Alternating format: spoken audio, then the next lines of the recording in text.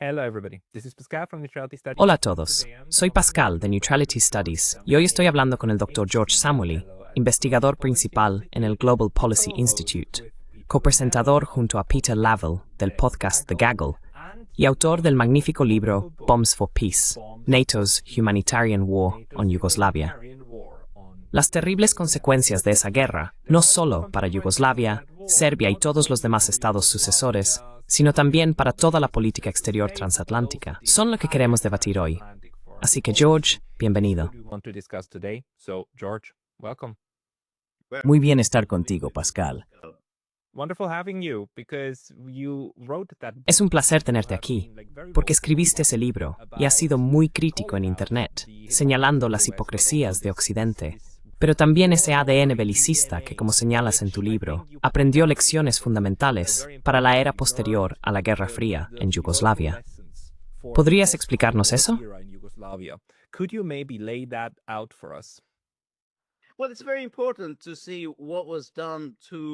Bueno, es muy importante observar lo que se hizo con Yugoslavia. Las potencias occidentales, primero Alemania y luego Estados Unidos y el Reino Unido, se propusieron destruir un Estado establecido, la República Federativa Socialista de Yugoslavia.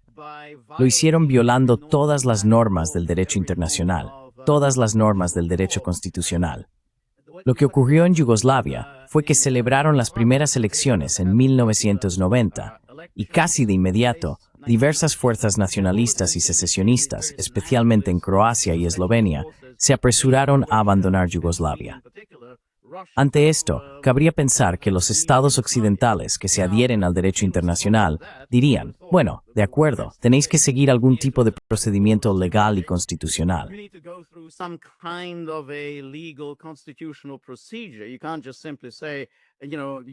No puedes simplemente decir, tienes tus primeras elecciones y como primer asunto decides abandonar un estado común que había existido durante 70 años. Tienes que seguir algún procedimiento constitucional. Eso es lo que normalmente ocurre. Pero en lugar de eso, Alemania empezó de inmediato a presionar para el reconocimiento de Croacia y Eslovenia. Y dado que no existía un proceso constitucional formal dentro de Yugoslavia para la secesión, porque Yugoslavia, a diferencia de la Unión Soviética, no tenía tal procesos. La Unión Soviética había sido la Unión de Repúblicas Socialistas Soviéticas con repúblicas. Yugoslavia carecía de ese.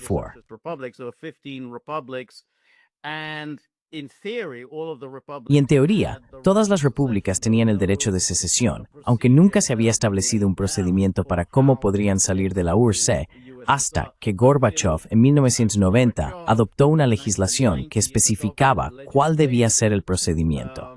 Pero por supuesto, eso fue completamente ignorado por las repúblicas más oportunistas, en particular Rusia, Ucrania y Bielorrusia. Así que ese procedimiento, lo que era legal y constitucional, fue ignorado. Pero Yugoslavia después de falce, por también la República Federatista Socialista en el Street, lo que significa que un solo Estado por seis porciones.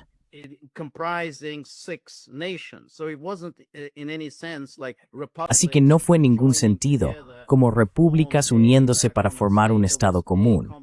Había un Estado común de 6 naciones. La autodeterminación residía en las naciones, no en las repúblicas. Todo eso fue ignorado por las potencias occidentales. Y las potencias occidentales simplemente dijeron, bueno, vamos a seguir adelante y reconocer a estos secesionistas. Y vamos a ignorar las decisiones de las instituciones federales legalmente establecidas de Yugoslavia, en particular, el Tribunal Constitucional Federal de Yugoslavia, que había dictaminado por unanimidad que la secesión era ilegal, que las declaraciones de independencia por parte de Croacia y Eslovenia eran ilegales.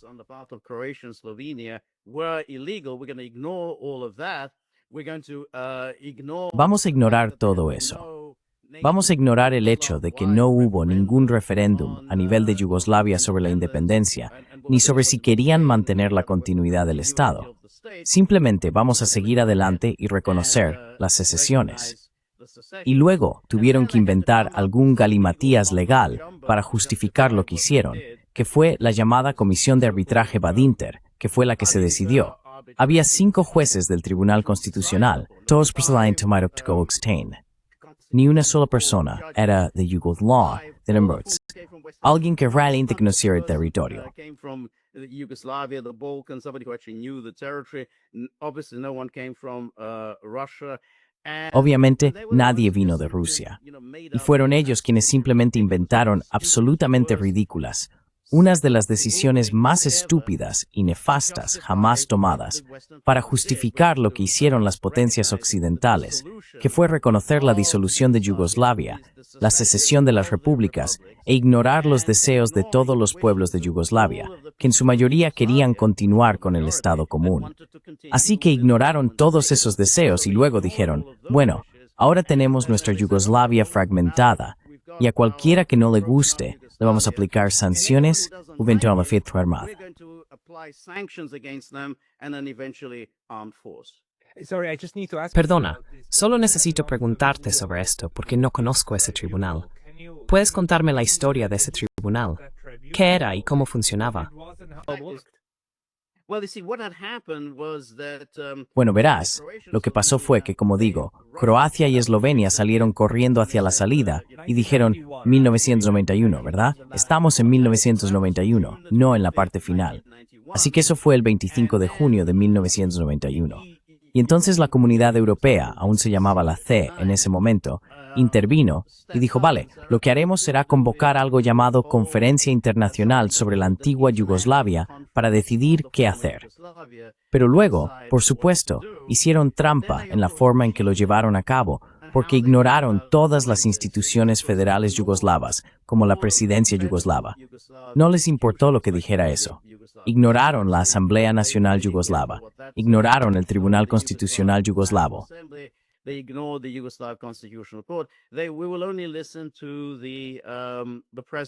Solo escucharemos a los presidentes de las repúblicas.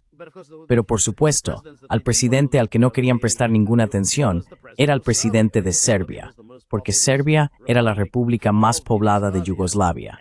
Así que tuvieron que ignorar los deseos de los serbios y sus aliados, los montenegrinos, y prestar atención principalmente a los secesionistas. Ahora bien, lo que hizo esta conferencia internacional sobre la antigua Yugoslavia fue decir, bueno, todo esto es muy complicado. Lo que haremos será crear una comisión de arbitraje. Pero en realidad no funcionó en ningún sentido como una comisión de arbitraje, porque no era como si una parte presentara su caso, la otra parte presentara el suyo, y luego un árbitro intentara resolver las disputas. May I just interject? Permítame intervenir, porque normalmente, en los procesos de arbitraje, si se realiza ante uno de los tribunales de arbitraje, una parte nombra a un juez, la otra parte nombra a otro juez, y esos dos jueces nombran a un tercer juez, y la decisión de ese panel se considera un laudo arbitral, siempre que exista un acuerdo de arbitraje previo. Así que eso no fue lo que ocurrió. So that was not what happened. No, tienes toda la razón. Tienes toda la razón en lo que acabas de señalar, porque lo que ocurrió fue que dijeron, vale, tendremos esta comisión de arbitraje con nuestros 5 jueces. 3 de los jueces los nombraremos nosotros mismos, la Comunidad Europea.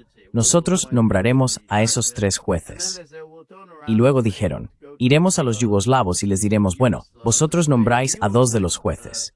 No pudieron ponerse de acuerdo entre ellos. Así que entonces, los 3 jueces dijeron, vale, pues nosotros nombraremos a los 2 restantes. Y así acabaste teniendo 5 jueces, todos ellos procedentes eran básicamente presidentes de los tribunales constitucionales de Europa Occidental. Tenías al propio Badinter, que era el presidente de la comisión.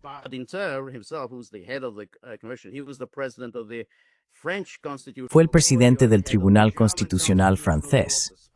También estaban los presidentes del Tribunal Constitucional alemán, del Tribunal Constitucional español y del Tribunal Constitucional italiano. Ellos fueron quienes finalmente tomaron la decisión, pero luego fueron aún más allá. Porque Serbia, que básicamente lideraba el grupo que quería mantener Yugoslavia unida, formuló una serie de preguntas para los árbitros. Pero luego eso fue reescrito, completamente reformulado, por el presidente de esta Conferencia Internacional sobre Yugoslavia. Bueno, no se llamaba EX, era la Conferencia Internacional sobre Yugoslavia, que presidía Lord Carrington. Y así Carrington reformuló esas preguntas. Así que es como si la parte interesada ni siquiera hubiera podido presentar sus cuestiones. The party didn't even get to present its issues. Carrington recast it in a Carrington lo reformuló de manera que se obtuviera la respuesta deseada. ¿Y por qué era la respuesta deseada? Porque Alemania ya lo había dejado claro. Esto es diciembre de 1991. Para entonces Alemania ya había declarado: no me importa la decisión a la que lleguéis, vamos a reconocer a Croacia y Eslovenia. Es decir, ya lo habían dicho. Por lo tanto, Badinter, esta comisión Badinter, ya estaba trabajando con el plazo impuesto por Alemania, que era que tenían que presentar unas conclusiones jurídicas que justificaran lo que Alemania pretendía hacer, porque no había justificación legal para reconocer la secesión. Es decir, simplemente va en contra del derecho internacional. Pero Alemania dijo que lo iba a hacer. Así que Badinter tuvo que idear un razonamiento jurídico enrevesado y sin sentido para justificarlo. Quiero decir, ¿no debería al menos el juez constitucional español haberse pronunciado en contra de esto? Porque España también está en esa situación precaria en la que hay distintas partes que querrían irse, pero no pueden. Pero la Constitución tiene una cláusula que dice que si toda España dice que sí, puedes irte. Entonces, se te permite marcharte.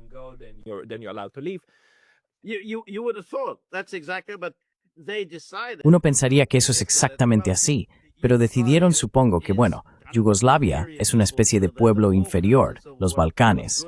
Y así, lo que es bueno para España, porque España no reconoce el derecho de nadie a separarse de España, pero lo que puede aplicarse a España o a Francia no se aplica a Yugoslavia. Y entonces llegaron a estas conclusiones. Y la conclusión más importante fue que, bueno, Yugoslavia ya no es un estado existente, es un estado en disolución. Así que, como es un estado en disolución, las repúblicas que quieren separarse en realidad no se están separando, simplemente están reconociendo la realidad, que es un estado en disolución. Pero por supuesto no tenía pruebas de esto. Quiero decir, no era un estado en disolución. Las instituciones estatales, todas las que existían, seguían ahí.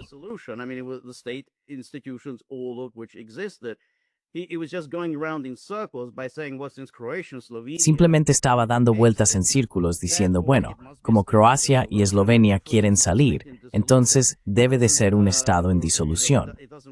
Y por lo tanto, como es un estado en disolución, no requiere ningún tipo de apoyo. Así que ese fue el hallazgo más importante. Y luego dijeron, de acuerdo, pues el otro hallazgo fue que estas fronteras administrativas debían convertirse en fronteras internacionales. Esto, por supuesto, es muy ridículo porque, en otras palabras, no iba a haber ninguna negociación entre los pueblos de Yugoslavia. Estas eran fronteras administrativas que estaban bien mientras existía un Estado común. Pero ¿cómo pueden ser fronteras internacionales? Porque ahora te encuentras con que una nación estaba aquí y luego otra nación al otro lado de la frontera administrativa. Ahora pasan a ser ciudadanos de otro estado.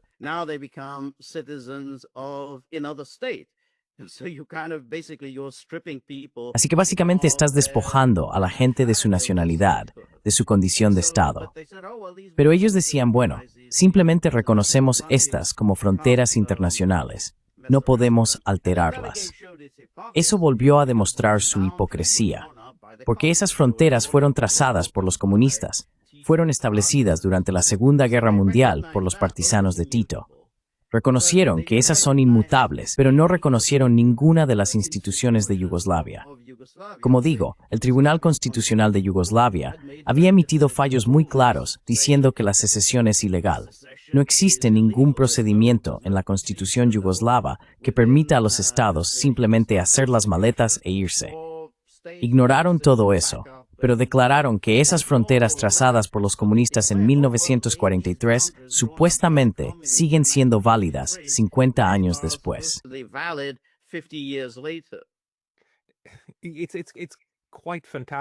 Es bastante increíble. Quiero decir, la hipocresía por un lado, y también la autosuficiencia con la que todo esto ocurrió, y que luego, por supuesto, justifica la intervención, ¿verdad? Y ni siquiera hemos llegado tan lejos. Pero es muy bueno que señales cómo sucedió esto. Pero podemos retroceder aún un paso más.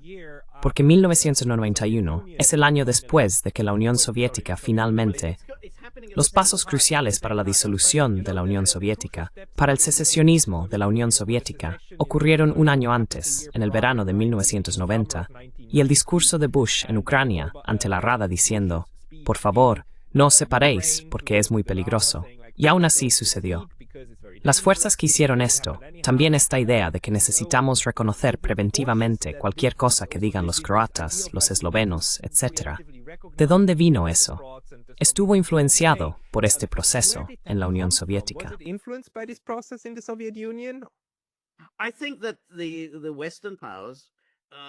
Creo que las potencias occidentales vieron esto como una oportunidad única en la vida para desmantelar la Unión Soviética y Yugoslavia.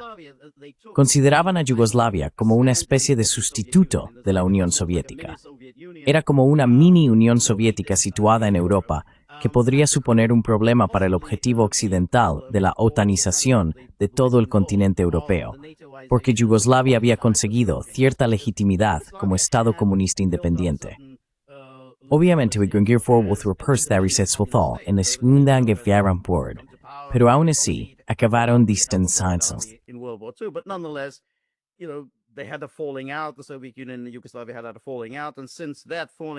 La Unión Soviética y Yugoslavia tuvieron un desencuentro. Desde ese desencuentro, las relaciones habían mejorado. Yugoslavia trazó un camino independiente y desarrolló su propia forma de comunismo, ciertas fuerzas de mercado, descentralización, control obrero. Por eso Yugoslavia se consideraba un posible problema para el objetivo de la otanización de Europa. Podría ser un modelo de socialismo atractivo para los estados de Europa del Este que Occidente quería incorporar lo más rápido posible a la UE y la OTAN.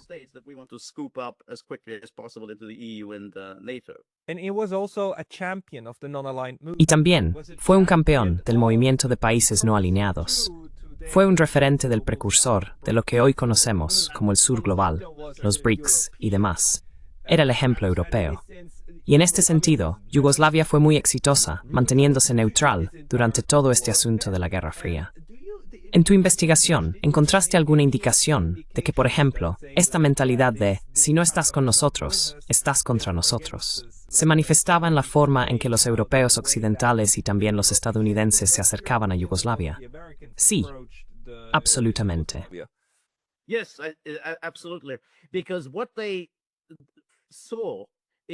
Porque lo que vieron en Yugoslavia era el problema de Serbia. Veían a Serbia como un verdadero problema, porque pensaban que Serbia tenía una relación muy estrecha con Rusia. Obviamente, históricamente, lingüísticamente, culturalmente, la iglesia y todo, Serbia estaba conectada con Rusia. Y el presidente de Serbia era Slobodan Milošević. Slobodan Milošević era visto como un heredero del sistema comunista. Surgió dentro del sistema comunista, al igual que los demás líderes en Yugoslavia. Pero a diferencia de ellos, él realmente no estaba dispuesto a desechar todo lo relacionado con el comunismo, y por eso casi de inmediato se convirtió en una figura demonizada. Aparece en 1987, y entonces se puede ver claramente cómo los medios occidentales estaban apopléticos.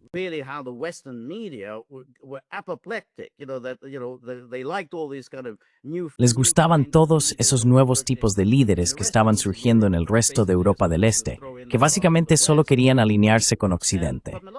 Pero Milošević, en cierto modo, decía, bueno, nosotros seguiremos trazando nuestro propio camino independiente y no alineado, tal como has dicho. En otras palabras, sí, continuaremos con eso en la futura Yugoslavia. Y entonces realmente se convirtió en una figura demonizada en los medios occidentales. Los secesionistas en las otras repúblicas fueron muy astutos. Dijeron, oye, mira, Occidente realmente ha llegado a odiar a Milošević. No les gustan los serbios. A nosotros no nos gustan los serbios. Así que presentaremos nuestra propuesta a las potencias occidentales y diremos, estamos oprimidos.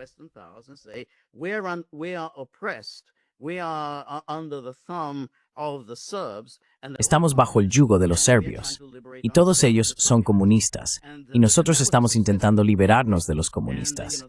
Y ese fue un argumento exitoso. A las potencias occidentales no les interesaba especialmente investigar los antecedentes, especialmente del líder croata, Tudjman, quien había defendido abiertamente ideas fascistas e invitado abiertamente a fascistas a venir a Croacia.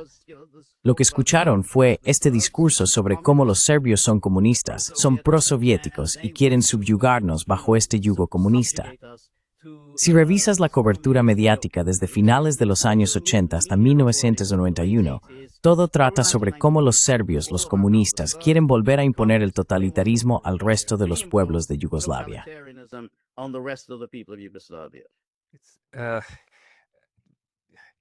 I'm sorry to ask you this because we have to jump so much. Siento tener que preguntarte esto, porque tenemos que saltar de un tema a otro. Hay tantos detalles que necesitan ser analizados aquí. Pero este enfoque de centrarse en líderes individuales e ignorar completamente de dónde vienen. Franjo Tudjman fue en todos los sentidos un comunista. Era un apparatchik comunista, ¿verdad? Y se ignora todo eso. Se ignora quiero decir, lo hemos visto una y otra vez. Y lo vemos con Ucrania, ¿verdad? Vemos en Ucrania una repentina ignorancia de algo que antes se reconocía abiertamente, que es que existe nacionalismo fascista de derechas en Ucrania. Is right-wing fascist nationalism in Ukraine, and then suddenly that became glorious. Y de repente, eso se convirtió en algo glorioso, héroes gloriosos.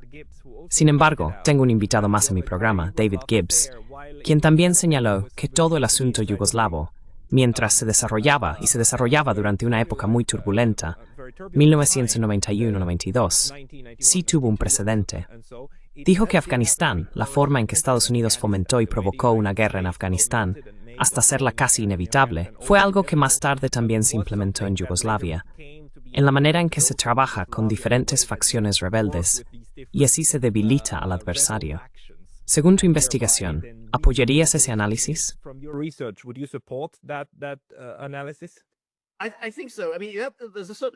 Creo que sí. Hay una cierta cronología que hay que seguir. Empezamos con Croacia. Esto es 1991-1992.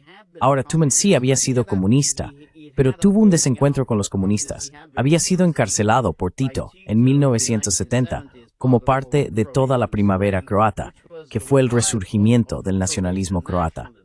Ahora bien, eso es algo serio cuando empiezas a revivir el nacionalismo croata. Especialmente todos, y en particular los serbios, recuerdan los horrores del Estado fascista durante la Segunda Guerra Mundial. Tudjman estaba muy asociado con eso. Y por ejemplo, la veterana periodista británica Nora Beloff, una verdadera experta en los Balcanes, escribió, creo que fue alrededor de 1991, cuando nadie prestaba realmente atención a esto. Ella dijo, mira, conocí a Tudjman en 1980. Lo que me llamó la atención en tú cuando lo conocí, pues 1980, todavía era comunista, es que odiaba a los serbios.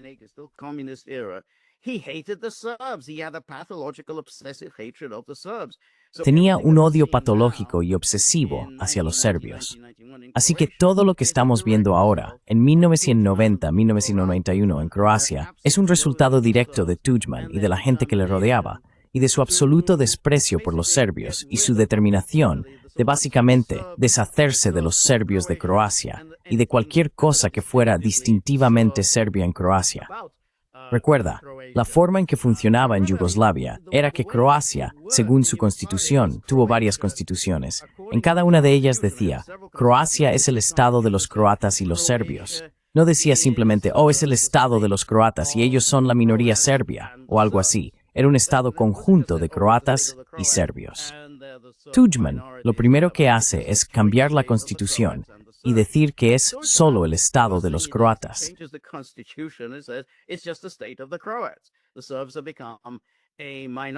Los serbios se han convertido en una minoría.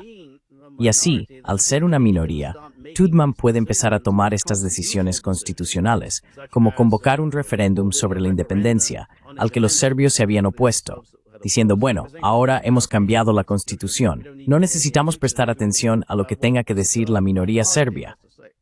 Eso es en 1991. En 1992 tenemos la situación en Bosnia y Herzegovina, donde aparece esta figura islamista. También había estado en prisión, Alija Izetbegović.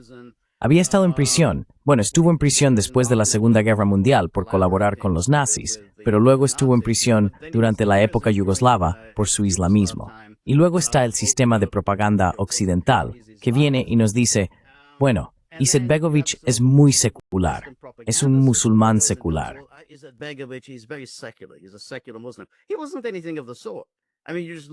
No era nada de eso.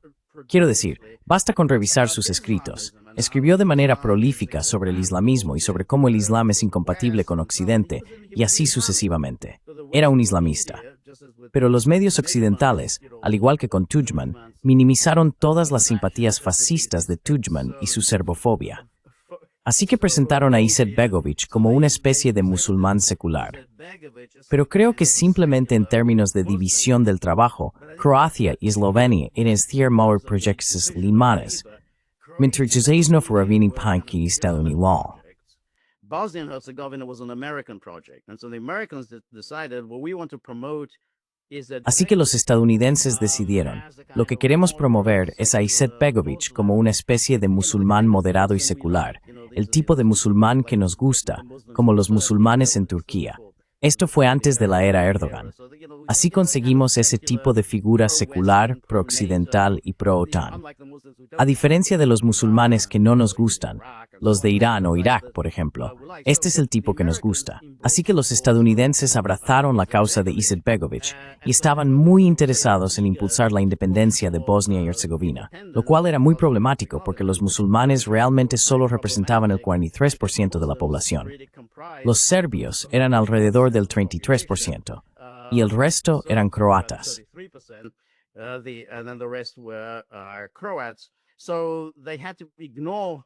Así que tuvieron que ignorar la demografía de Bosnia y Herzegovina y aún así impulsar la independencia, sabiendo, y lo sabían perfectamente bien, que los serbios simplemente no la aceptarían, porque decían, tenemos derecho a la autodeterminación nacional. Queremos seguir formando parte de Yugoslavia.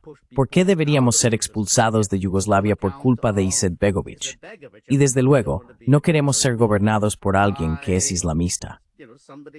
Así que los serbios en Bosnia y Herzegovina dijeron, bueno, queremos salir, queremos seguir siendo parte de Yugoslavia. Por supuesto, fueron absolutamente y ferozmente denunciados por las potencias occidentales y rápidamente puestos bajo sanciones. Y finalmente, fueron bombardeados en 1994 y 1995.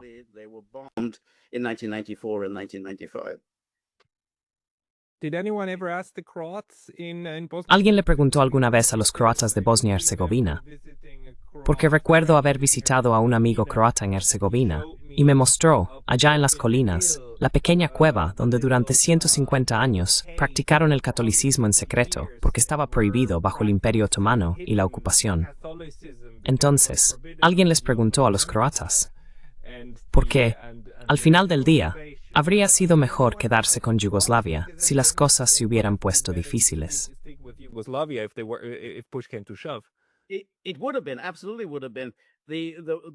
Absolutamente lo habría sido. Pero el problema fue que Croacia ya había salido. Una vez que Croacia salió de Yugoslavia, los croatas de Bosnia y Herzegovina dijeron, vale, queremos unirnos a ellos, queremos formar parte del Estado croata. Así que apoyaron esta independencia porque celebraron un referéndum, tal como estipuló Badinter, que debía haber un referéndum en Bosnia y Herzegovina. Badinter se aseguró muy bien de que no hubiera un referéndum a nivel nacional, en toda Yugoslavia, sino que hubiera referendos en las repúblicas individuales.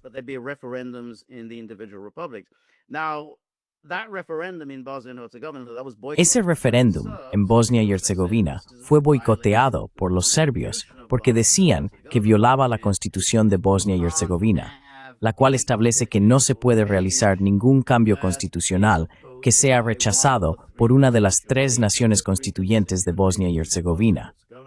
Los serbios se opusieron. Ellos son una nación constituyente. No se puede tener una constitución, no se puede tener un referéndum. Eso es una violación de la Constitución. Sin embargo, siguieron adelante con el referéndum. Pero en Turquía, nada relacionado con la Constitución. Ahora bien, los croatas sí apoyaron esto, porque veían la independencia de Bosnia como el primer paso. El segundo paso sería que se separarían del Estado independiente de Bosnia y se unirían a Croacia. With Croatia. But even in Badinter's own terms, Pero incluso según los propios términos de Badinter, no hubo una votación suficiente, aunque los serbios no participaron, boicotearon este referéndum. Incluso así, no consiguieron los 2/3 de los votos necesarios para que se reconociera la secesión de Bosnia y Herzegovina. Pero aún así dijeron, vale, eso es suficiente para nosotros, lo reconocemos. Pero luego, este es otro de los dictámenes de Badinter. Se negaron a aceptar el núcleo de Yugoslavia como el estado restante de Yugoslavia. En otras palabras, cuando la Unión Soviética se disuelve, Rusia es el estado sucesor de la Unión Soviética. Dijeron no vamos a reconocer este núcleo de Yugoslavia que quiere seguir siendo Yugoslavia, que en ese momento eran Serbia y Montenegro.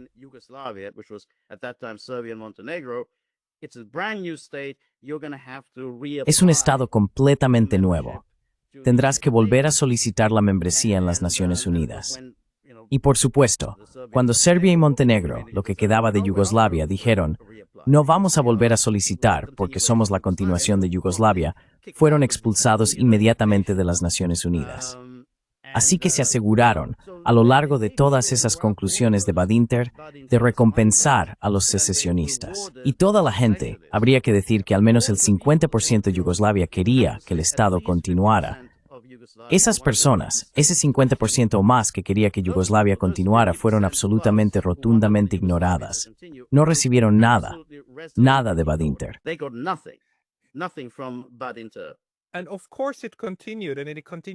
Y por supuesto continuó, y sigue hasta hoy, esta arbitrariedad.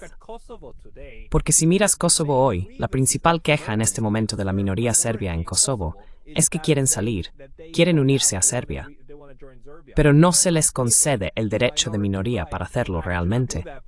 Porque dentro de Kosovo, ahora se les dice, no, tenéis que cumplir con vuestra propia constitución.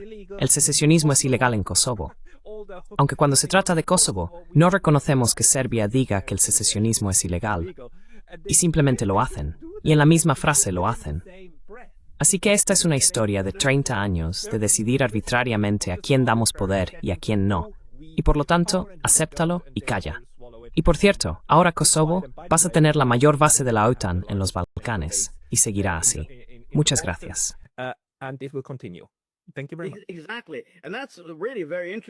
Exacto.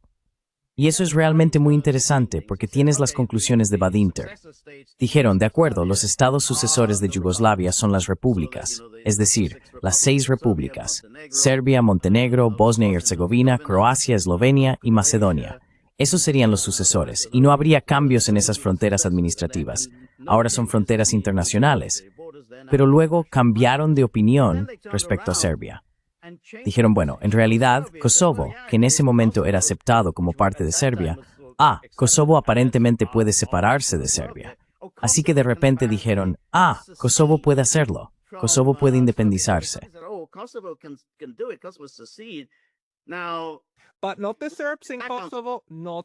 Pero no los serbios en Kosovo, no los serbios, porque hay buenos secesionistas y malos secesionistas. Así es. Entonces, Kosovo, ellos pueden simplemente tomar esa provincia de Kosovo. Pueden separarse. Pero ¿qué pasa con los serbios, la minoría serbia en Kosovo? No, ellos no tienen autodeterminación. Pero ¿cuál es la base de eso? Porque lo que llaman Kosovo es solo una provincia habitada por albaneses. Ahora bien, los albaneses ya tienen su propio estado, así que ¿cuál es exactamente la base legal para otro estado albanés? No existe una nación llamada kosovares. Los medios pueden decirlo, lo repiten, pero kosovares, no existe tal pueblo.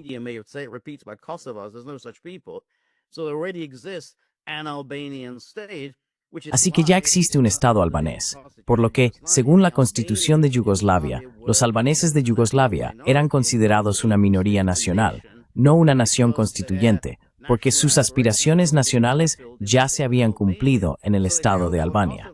Así que dicen, de acuerdo, Kosovo existe como estado, así que vamos a dárselo a los albaneses. Pero, ¿qué pasa con los serbios, que después de todo eran una nación constituyente de Yugoslavia? Tienen su estado Serbia. ¿Por qué no pueden unirse al Estado de Serbia? Ahora tienen que quedarse en este Estado dominado por los albaneses.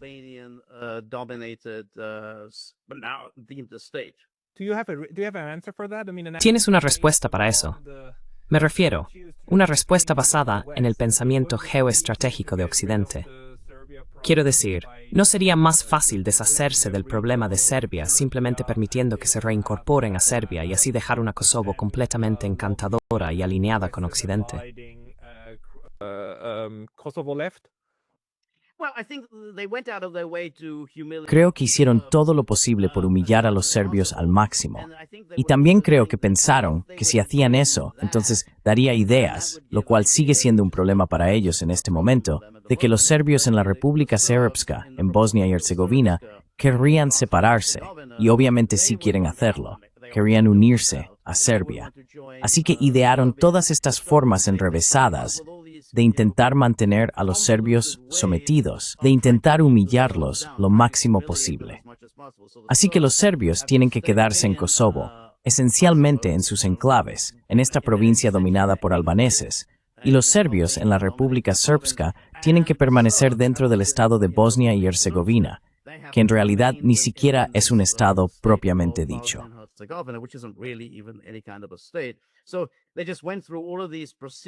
Así que simplemente llevaron a cabo todos estos procedimientos solo para asegurarse de que los serbios quedaran lo más humillados posible. Pero también hay otro aspecto, que es obviamente una especie de divide y vencerás. Es decir, mientras todos odien a todos y todos estén en conflicto permanente con los demás, los Balcanes se vuelven bastante fáciles de gestionar. Quiero decir, los alemanes obviamente abrieron el camino en eso durante la Segunda Guerra Mundial. Pero esencialmente la Unión Europea, bajo la influencia alemana, de Amortizamiento con Borjagnayu.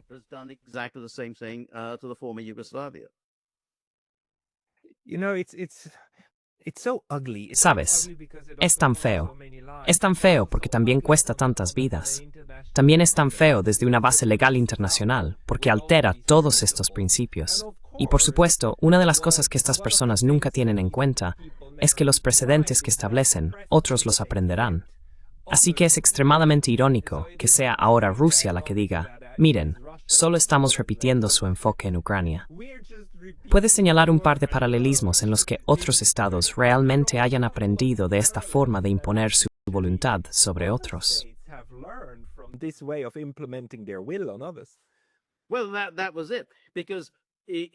Bueno, eso fue todo. Porque en el caso de Rusia, de hecho dijeron en ese momento que cuando Occidente se apresuró a reconocer a Kosovo en 2008, bueno, vamos a aprender de esto. Y siguieron adelante. En el caso de Crimea en 2014, dijeron, bueno, vamos a hacer un referéndum. Es decir, realmente hicieron un referéndum. En Kosovo, simplemente reconocieron una declaración del Parlamento de Kosovo. Pero en Crimea, hicieron un referéndum. Y por supuesto, Occidente dijo, oh, todo esto es ilegal, esto es parte de Ucrania. Ahora bien, ¿cuál es la base de su afirmación de que es parte de Ucrania? Pues en 1991, en el momento de la disolución básicamente ilegal e inconstitucional de la URSS, nunca hubo ninguna base legal para lo que ocurrió.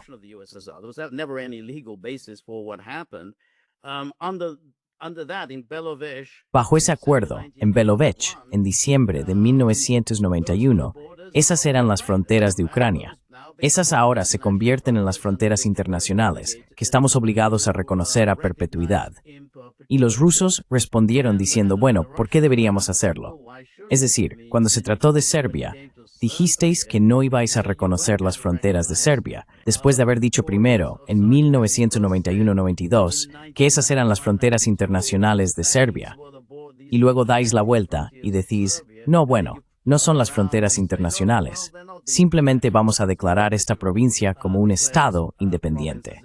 Así que vamos a hacer lo mismo. ¿Por qué deberíamos estar obligados a reconocer la situación de diciembre de 1991 como existente a perpetuidad? Es que ruso y Krneso en el caso de Crimea.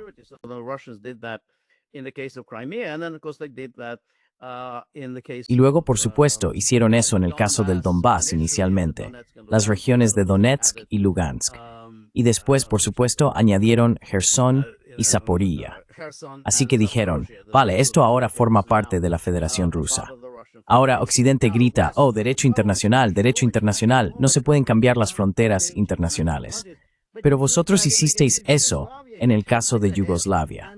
Simplemente seguisteis adelante y disolvisteis un Estado existente. Lo hicisteis violando no solo el Acta Final de Helsinki de 1975, no solo todas las declaraciones de las Naciones Unidas, cuando básicamente no se supone que se debe reconocer ningún tipo de secesión. Eso se consideraba parte de los actos hostiles hacia otros estados. La Declaración de 1970 sobre actos hostiles hacia otros estados.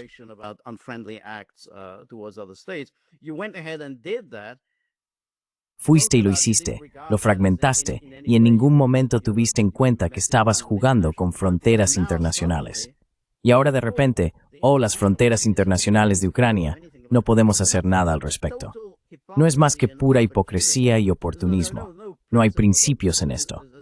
Quiero decir, basta con leer esas declaraciones de Badinter, algunos de los dictámenes legales más ridículos de los principales juristas constitucionalistas de Europa Occidental, las tonterías que se les ocurrieron. Luego ves cómo, de repente, las potencias occidentales proclaman muy solemnemente, bueno, tenemos que respetar el derecho internacional. No podemos simplemente empezar a cambiar las fronteras internacionales. Pues eso es lo que hicisteis. Lo hicisteis con Yugoslavia una y otra vez. Can you explain to me maybe also like ¿Puedes explicarme, quizá también, lo que sabes sobre la lógica alemana? Porque los alemanes surgieron en 1990, 1991, como los grandes ganadores del final de la Guerra Fría. Básicamente, lo llamamos reunificación, pero no fue eso. Fue como si Alemania Occidental se tragara a Alemania Oriental. El Estado de Alemania Oriental murió y desapareció, y sus instituciones fueron desmanteladas. A sus élites, básicamente se les dijo que se marcharan y no volvieran. Todo fue reemplazado, ¿verdad? Fue como si Alemania Occidental se tragara a Alemania Oriental. Y al mismo tiempo tuvimos la desintegración tanto de la Unión Soviética como de Yugoslavia. Yugoslavia realmente fue rota con un hacha. Y Checoslovaquia, lo llamamos el divorcio de terciopelo. No tengo una opinión fija sobre ese caso. Pero sobre Yugoslavia, ¿qué fue lo que hizo que los alemanes occidentales se volvieran tan tóxicos con Yugoslavia? on Yugoslavia? Es una pregunta muy interesante, porque nos remontamos al 3 de octubre de 1990, que es el día de la reunificación alemana. Helmut Kohl, el canciller alemán, envía un telegrama a cada jefe de Estado del mundo y declara que, de ahora en adelante, solo la paz emanará del suelo alemán. Y esto era, palabra por palabra, lo que figuraba en el Acuerdo 2+4 que se apresuró a firmar el 12 de septiembre, es decir, apenas un par de semanas antes de la reunificación. Así que dice, de acuerdo, remedio pacífico desde Alemania. A los pocos meses, el mismo Helmut Kohl, el mismo Hans-Dietrich Genscher, el ministro de Asuntos Exteriores alemán, siguieron adelante y esencialmente impulsaron esto. Lo hicieron con una agresividad extraordinaria. Iban a reconocer a Croacia y Eslovenia, y no les importaba quién se opusiera a lo que estaban haciendo.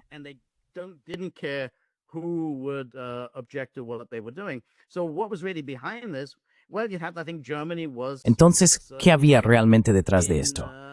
Bueno, creo que Alemania estaba afirmando su posición en Europa, en contra de todas las declaraciones que habían hecho. Y para ser honesto, tengo que decir que esto ha sido un patrón de Alemania desde la reunificación. Creo que se comportaron bien. Alemania se había comportado bien durante todos estos años. Oh, somos diferentes. Hemos cambiado. No estamos interesados en ningún tipo de agresión. Queremos trabajar con nuestros vecinos, con todos nuestros socios. Simplemente no vamos a hacer ninguna de las cosas que solíamos hacer. Mira a Alemania ahora. Alemania ahora dice abiertamente, estamos en conflicto con Rusia. Eso lo dijo el canciller Merz el otro día. Annalena Baerbock dijo, estamos en guerra con Rusia. Habría sido casi impensable que cualquier gobierno alemán dijera eso. Alemania está reafirmándose. Así que lo hicieron inicialmente. Itself. So they did it initially. Croatia and Slovenia were their allies. They're allies Croacia y Eslovenia eran sus aliados, fueron aliados en la Segunda Guerra Mundial. Así que ya sabes, básicamente estaban restaurando su interés histórico en los Balcanes, así como su odio, su absoluto desprecio por los serbios. Es un odio profundo, patológico hacia los serbios, que se remonta al siglo XIX. Ahora se puede ver algo de eso con la restauración de este odio hacia Rusia. Eso impregna todos los medios de comunicación alemanes. Hablas con alemanes y te dicen que es como la noche y el día. Los medios alemanes están absolutamente llenos de desprecio hacia los rusos, recordando los viejos tiempos de los años 30, la vehemencia contra Rusia y la negativa a considerar siquiera la más mínima perspectiva diferente a esa, a intentar escuchar el punto de vista de Rusia o algo parecido. No encuentras nada de eso en el discurso público alemán.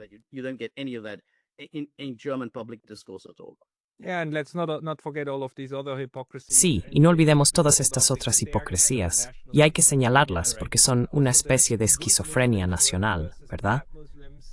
Además, el juego de los buenos musulmanes contra los malos musulmanes en Alemania, cuando dijeron nunca más, querían decir nunca más contra la gente que nos gusta. Nunca, quiero decir, no hay genocidio sin Alemania. Es decir, esa es una de las bases de Europa, ¿no? Así que actualmente el genocidio de la población musulmana, la población de Gaza, la población palestina, porque no son solo musulmanes, también hay cristianos, judíos y otros, eso es uno de ellos. Y luego, por supuesto, al mismo tiempo que se justifica el genocidio allí, se clama al cielo por lo que China está haciendo a su minoría musulmana en Xinjiang. Es como, te explota la cabeza, pero te muestra que todos estos discursos morales, son puramente geoestratégicos. No geoestratégicos, son puramente de interés nacional, basados en a quién quieres odiar y a quién no.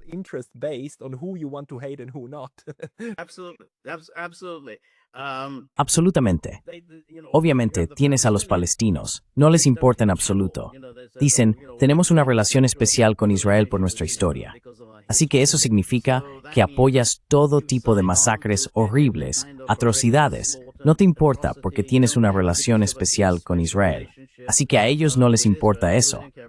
Pero sí les importan los chechenos. Durante los años de las guerras chechenas en Rusia, los alemanes estaban a la vanguardia, absolutamente indignados por lo que se estaba haciendo a los chechenos. Así que esos eran los buenos musulmanes, porque estaban en contra de los rusos. Y de nuevo, ves, esto refuerza un patrón porque es más o menos lo que hizo la Alemania nazi. Ellos también hacían todas estas distinciones. ¿Cuáles son los musulmanes a los que vamos a apoyar?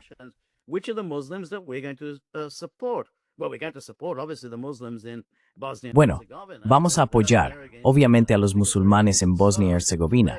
Son buenos porque están en contra de los serbios, así que apoyaremos a los musulmanes.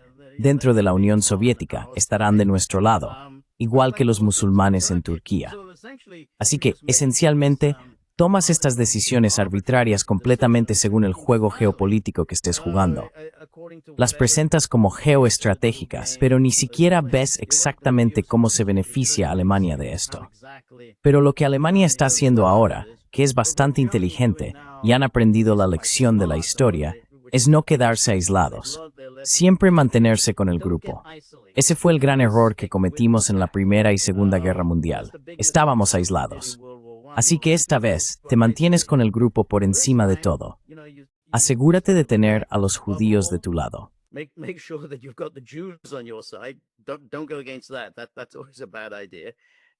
No vayas en contra de eso. Siempre es una mala idea. Asegúrate de estar con Estados Unidos y el Reino Unido. Mientras formes parte de la mayoría, básicamente puedes hacer lo que quieras.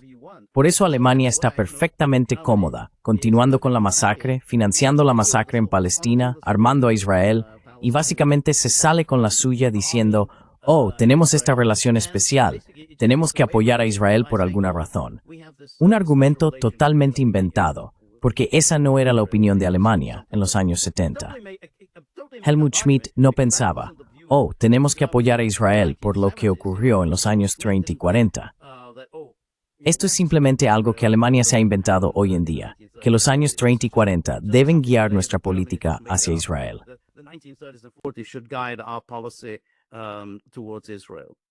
A lot of these concepts are made up and conjured. Muchos de estos conceptos son inventados y sacados de la nada, y luego se afirma que siempre ha sido así. Especialmente los actos de habla repetidos, los que se graban en la mente de la gente.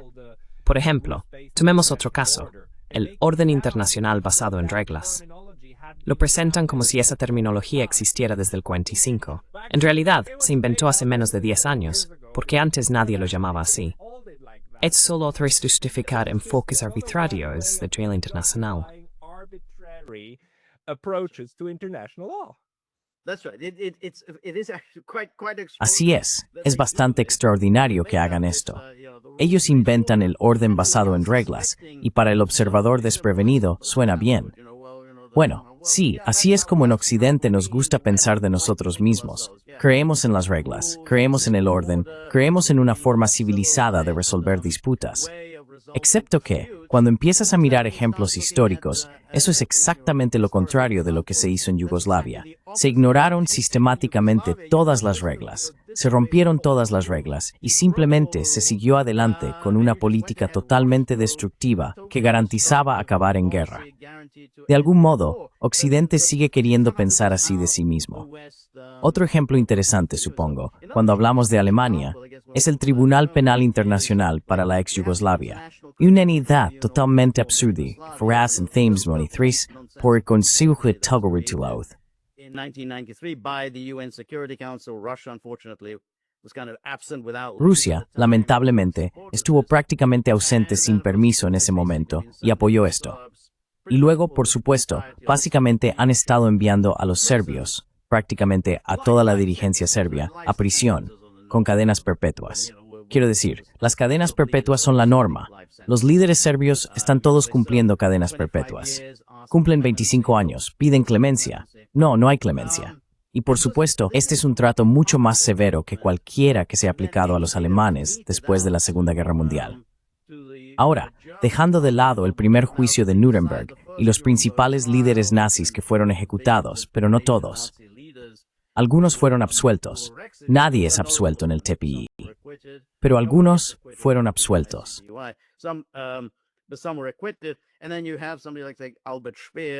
Y luego tienes a alguien como Albert Speer, que como ministro de armamento estuvo definitivamente implicado en crímenes de guerra.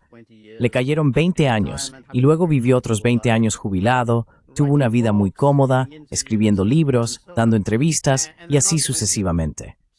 Y eso sin mencionar a los nazis de menor rango, las SS y demás, a quienes no les pasó nada. Nunca les ocurría nada en la Alemania occidental de posguerra.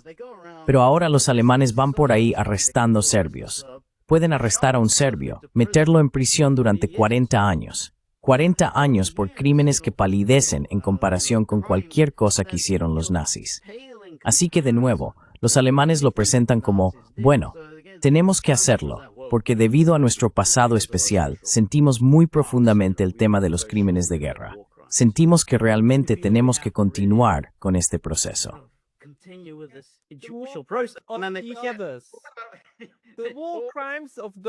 Los crímenes de guerra de quienes no están de tu lado, esos son los malos. Lo vemos ahora mismo. ¿Cómo les importa un crimen de guerra cuando viene de Rusia, pero no los otros? Vemos cómo se preocupan por cada alma que murió el 7 de octubre y no por ninguna de las que están muriendo en los bombardeos. Exactamente. Así es como se juega el juego, exactamente como el 7 de octubre. Y cada vez que salen las noticias, siempre es 7 de octubre, 7 de octubre, 7 de octubre. Pero ¿qué ha pasado desde entonces? Quiero decir, por muchos que mueran, o antes, exacto, o antes, siempre ocurre que nunca se menciona nada de lo que pasó antes. Así que es como cuando la gente, en la medida en que la gente habla hoy de Yugoslavia, solo se centran en un acontecimiento. Oh, Srebrenica, Srebrenica.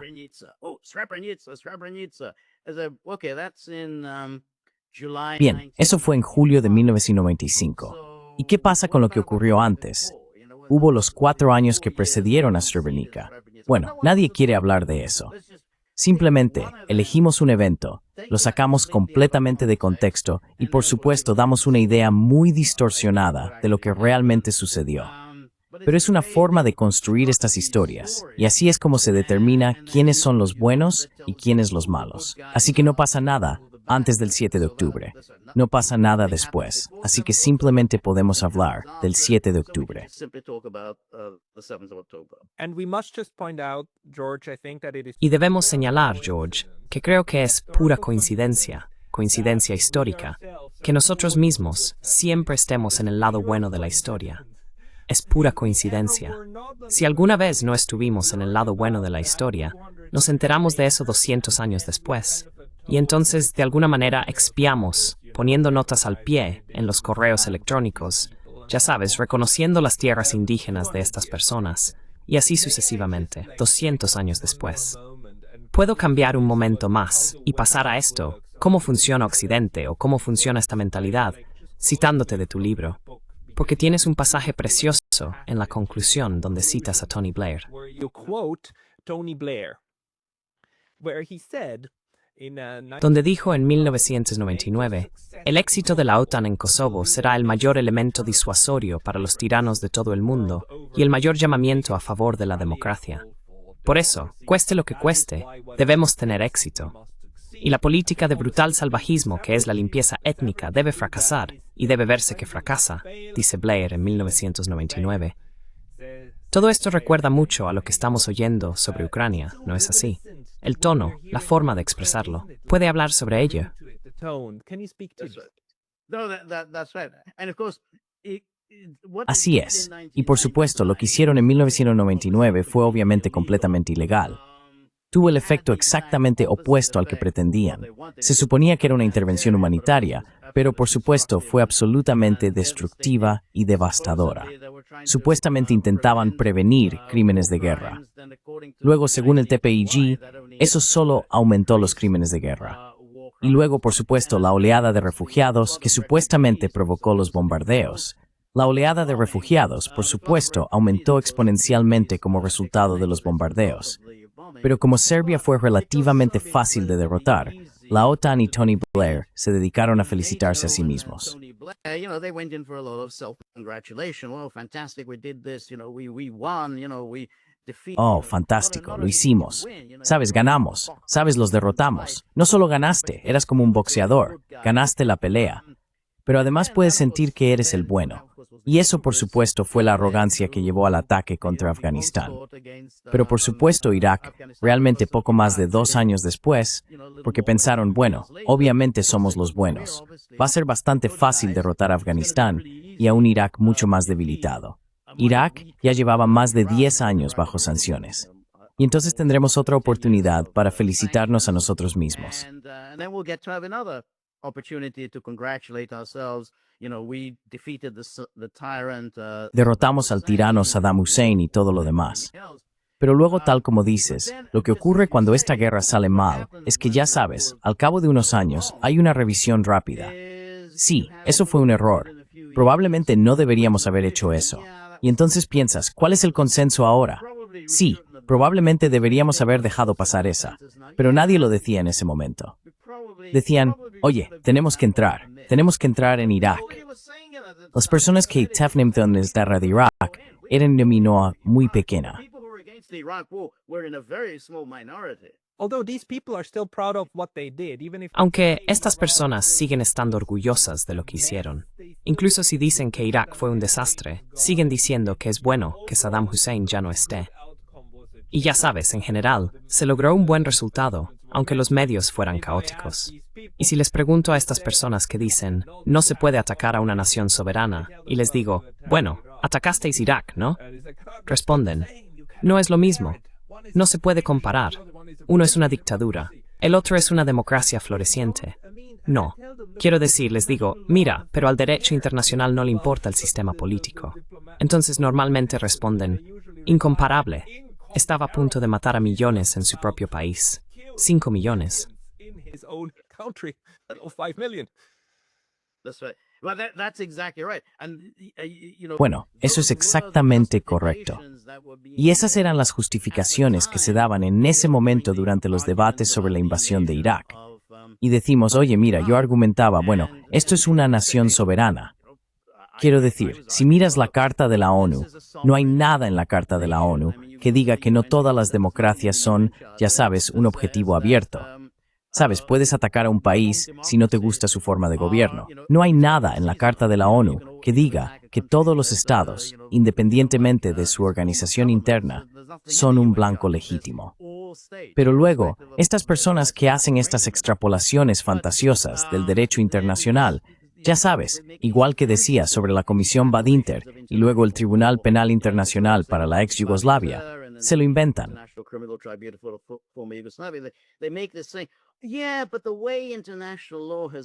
Sí, pero la forma en que ha evolucionado el derecho internacional es que ciertos estados realmente no tienen legitimidad. Así que, como no son democráticos, como no protegen realmente a su propia gente, no tienen inmunidad frente a ataques de otros.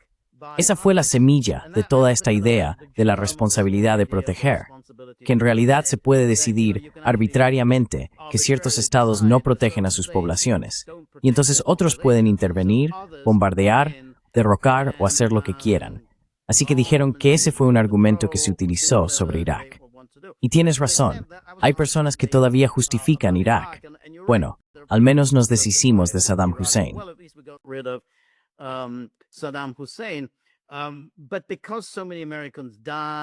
Pero como murieron tantos estadounidenses y claramente se volvió muy impopular en Estados Unidos, sigue siendo una especie de vergüenza. Y se basó en mentiras. No se pueden obviar las mentiras que se difundieron sobre las armas de destrucción masiva. Así que se ha convertido en una vergüenza. Por eso la gente no quiere hablar mucho del tema. Lo mismo ocurrió con Vietnam. Vietnam fue extremadamente popular en los primeros días. Luego, cuando fue perdiendo popularidad gradualmente y la guerra no parecía llegar a ninguna conclusión, Estados Unidos la terminó.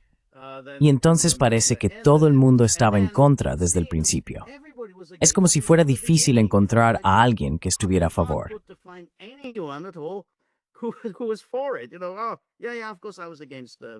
Sí, por supuesto que estaba en contra de Vietnam. Así es como siempre funcionan estas cosas. Si tiene éxito, o al menos tiene éxito en esos términos, como creen que Yugoslavia tuvo éxito porque cedieron, no en todo, pero al menos cedieron después de las 11 semanas de bombardeos, entonces se felicitan a sí mismos y siguen hablando de lo fantástica que fue esa intervención. Si no funciona, entonces dicen algo así como, sí, simplemente no salió bien, la guerra equivocada, en el lugar equivocado, en el momento equivocado. Ya sabes, mejor suerte la próxima vez. Así que creo que esa ha sido la visión en el caso de Irak, y por supuesto antes de eso, Vietnam, y hasta cierto punto también Libia. Sí, y cuando no termina bien, y especialmente si tienes que salir, entonces impones sanciones demoledoras también, solo para estrangular lo que queda del desastre que creaste. Y Afganistán está ahí ahora mismo, ¿verdad? Pero en fin. También es cierto en el caso de Vietnam. Como parte de los acuerdos de paz de París, Estados Unidos prometió una enorme cantidad de ayuda a Vietnam para ayudar a reconstruir el país. Ni un solo céntimo. Estados Unidos no aportó ni un solo céntimo a Vietnam después de los acuerdos de paz de París. Las sanciones no se aplicaban, pero siguieron vigentes hasta que se produjo un cambio de régimen que Occidente deseaba.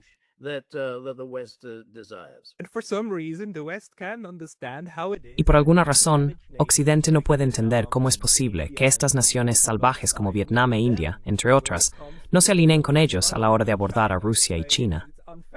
Es incomprensible. ¿Por qué? ¿Por qué sería así? Pero bueno, como última pregunta para cerrar esto, ¿dirías que Yugoslavia fue la conclusión de la victoria de Occidente en la Guerra Fría, o fue el comienzo, el nuevo modelo de cómo implementar la hegemonía durante el mayor tiempo posible?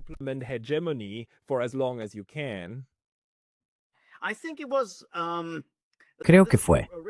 Esta es una muy buena pregunta. Creo que fue el comienzo de ese tipo de momento bueno, el momento unipolar. Sí, y creo que es muy interesante que con el colapso de la Unión Soviética, esta fue la oportunidad para que Occidente expresara esencialmente su dominio, especialmente sobre el continente europeo, pero luego obviamente extendiéndose hacia Eurasia. Para Occidente, creo que el resultado de la Segunda Guerra Mundial realmente no fue muy satisfactorio, porque básicamente fue la Unión Soviética la que quebró la columna vertebral de la Wehrmacht, y Occidente tuvo que aceptar esto.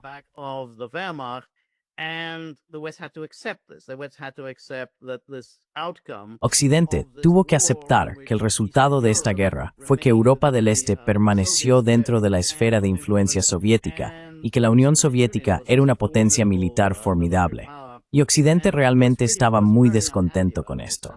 Así que de alguna manera, una vez que ese poder se desintegró entre 1989 y 1991, ahora podemos obtener el resultado que realmente queríamos desde el principio. Y por eso, este empuje contra Yugoslavia fue en realidad parte del empuje contra Rusia. Eso se remonta a mucho tiempo atrás. Se remonta a los años 30. Incluso antes de eso, un intento de expulsar a Rusia de Europa por completo. Yugoslavia era vista como el sustituto de Rusia. Rusia siempre había estado involucrada en los Balcanes.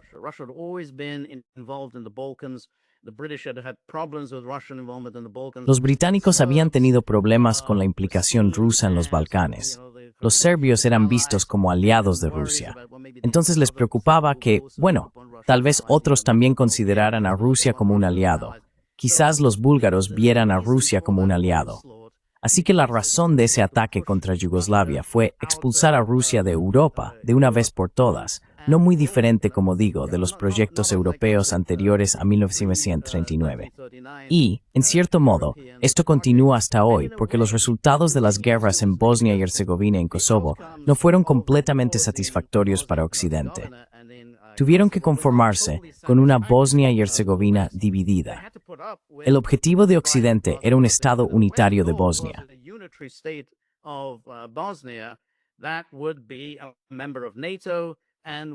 Eso sería un miembro de la OTAN y recibiría órdenes desde Bruselas. Tuvieron que aceptar esta confederación laxa que comprende un subestado de Bosnia. Y eso es lo que están haciendo ahora. Ahora que han apartado a este líder, Milorad Dodik, del poder en la República Srpska, esta es la oportunidad de Occidente para deshacer lo que tuvieron que aceptar en 1995 en Dayton, que es la creación de la entidad serbia. Ahora bien, podrían intentar disolver por completo la entidad serbia en Bosnia y Herzegovina. Lo mismo ocurre con Serbia y Kosovo. Todavía no han conseguido obligar a Serbia a renunciar a Kosovo. Por eso Occidente sigue adelante con esta agenda.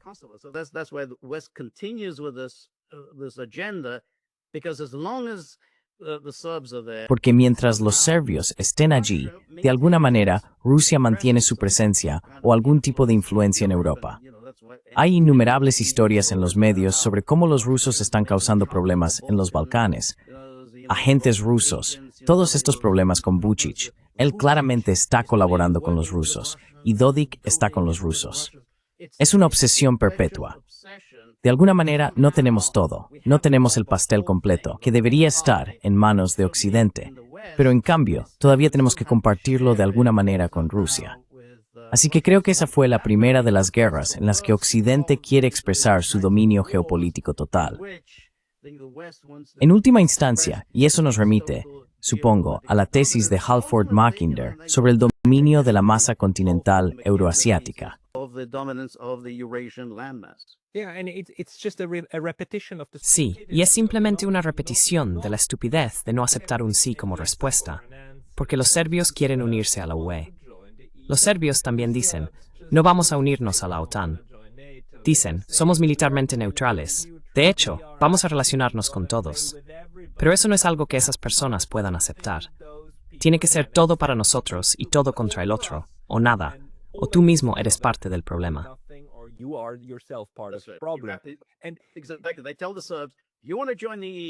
Le dicen a los serbios, ¿queréis uniros a la UE? Pues eso no va a suceder. Pero esa es la condición, como he dicho. Tenéis que hacer dos cosas. Tenéis que aceptar la pérdida de Kosovo.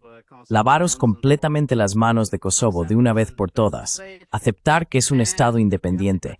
Y tenéis que desvincularos de Rusia. Imponer sanciones a Rusia. Cortar todo el comercio con Rusia. Esas son las condiciones. Si queréis uniros a nuestro club, eso es lo que tenéis que hacer. No están dispuestos a hacerlo. Les gustaría formar parte de la UE, pero no están dispuestos a sacrificarlo todo. Pero eso es lo que los europeos y los estadounidenses les exigen.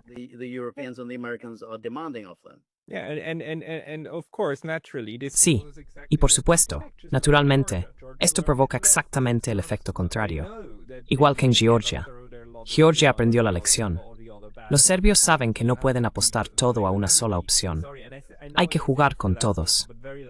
Perdona, sé que dije que era la última pregunta, pero una última repregunta, porque ahora has dicho algo interesante, que lo que Occidente quería lograr en los años 90 era expulsar completamente a Rusia. Esto contradice un poco la interpretación de que Occidente se emborrachó tras ganar la Guerra Fría y destruir la Unión Soviética, y por eso no prestaba atención a Rusia. Porque lo que estás dando a entender es que sí estaban prestando suficiente atención como para intentar sacar por completo cualquier cosa de la órbita del Estado sucesor. ¿Cómo lo ves tú?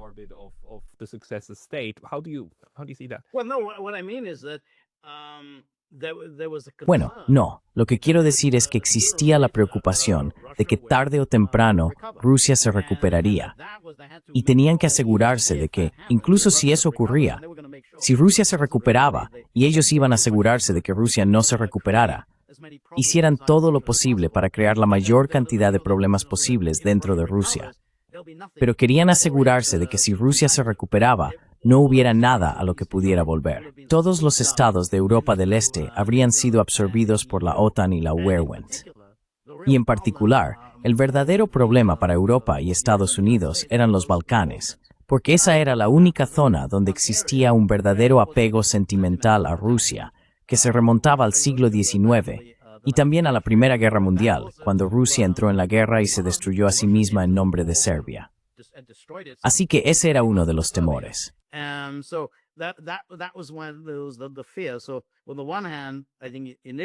Por un lado, creo que inicialmente la preocupación era que Yugoslavia, si sobrevivía, se convirtiera en una alternativa atractiva, una especie de socialismo de mercado y una alternativa atractiva para Europa del Este que estaba siendo absorbida muy rápidamente por el orden neoliberal. Así que querían asegurarse de que eso fuera destruido. Pero después de eso, después de destruirlo, y cuando quedó claro que Yugoslavia no sobreviviría, entonces tuvieron que lidiar con Serbia. Porque mientras Serbia existiera, mientras los serbios estuvieran allí, el pueblo dominante en los Balcanes, Rusia tendría cierta influencia en Europa. Y creo que por eso tuvieron que avanzar, impulsar la expansión de la OTAN y luego seguir aplicando cada vez más presión contra los serbios para asegurarse de que nunca más tengamos que tener a Rusia en nuestro continente.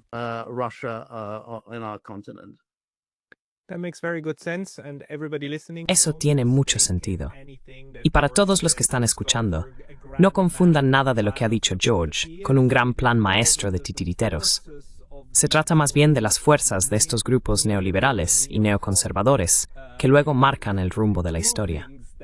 George Samueli, si la gente quiere seguirte, lo primero que debe hacer es ir a tu podcast.